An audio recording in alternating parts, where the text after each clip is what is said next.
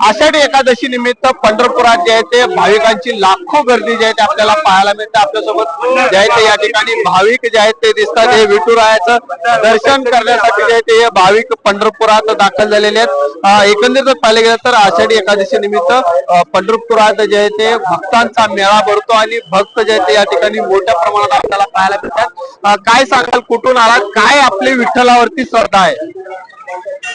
नमस्कार, मी जयेश पाटील। आम्ही भाईंदर ठाणे म्हणून आलेलो। आमची दरवर्षी आम्ही मनोभावे श्रद्धा असते की दिंडीला यावं आणि मनोभाव वारी करावी।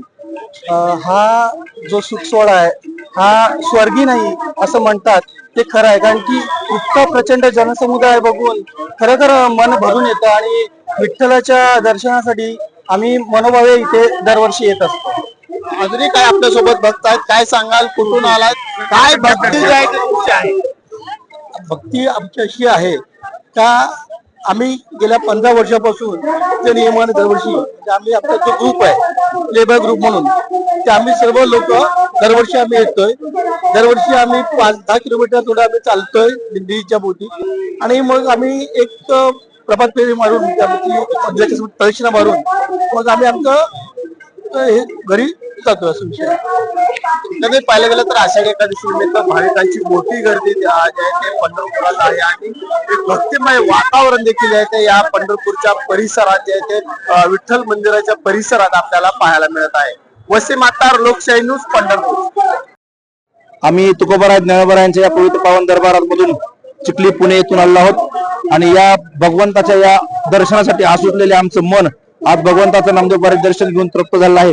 आम्ही सर्वजण आलो आहोत आणि हा आजचा जो सोहळा पाहिला, गेल्या वर्षीपेक्षा नक्कीच गर्दी जास्त आहे। गेल्या वर्षी अंदाजे 25 लाख लोकांची इथे मोप होता वारकऱ्यांचा, पण ह्या वर्षी अजूनही त्याच्यामध्ये भर पडलेली आहे। अशीच वारकरी संप्रदायाची उत्तरोत्तर प्रगती होऊ, लोकांनी वारकरी संप्रदायात दृढनिष्ठा ठेवावी हीच पांडुरंगाची प्रार्थना। रामकृष्ण हरी।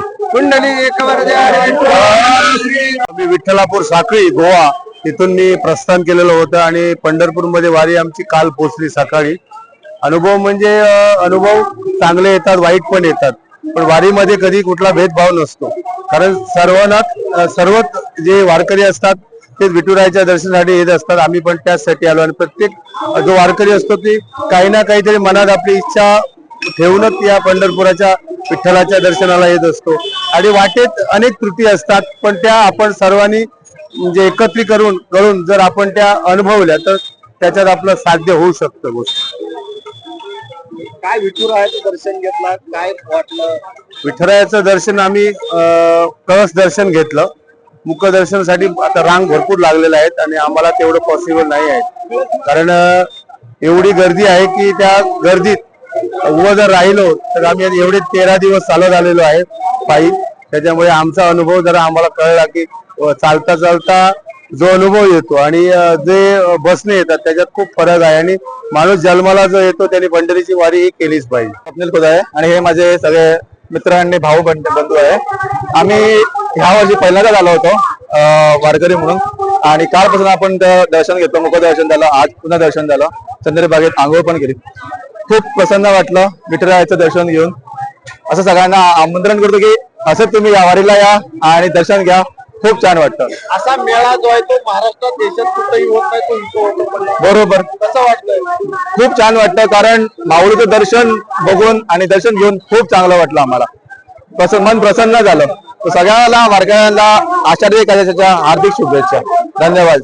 हरी रामकृष्ण हरी। रायगड इथून आलेलो आहे। विठ्ठलावर अपार भक्ती आहे, तर त्यांच्यामुळे आज आम्ही वारी पूर्ण करू शकलो। आळंदी ते पंढरपूर ही वारी आज संपन्न झालेली आहे आणि त्यांची जी कृपा आहे त्यांच्यामुळे आज आमची जी श्रद्धा दर्शन घेतल्यावर काय समाधान जे आहे ते आपल्याला काय सांगा? फार समाधान मिळतो। विठुरायाचं दर्शन घेतल्यानंतर फार समाधान। विठुरायाचं दर्शन मिळून न मिळे पण चंद्रभागेत अंघोळ केल्यानंतर, स्नान केल्यानंतर जे पवित्रता येते ती कुठेही नाहीये. आणि असा जो वारीचा जो हे आहे तो स्वर्गमुखीही नाही असा हा सोहळा आहे.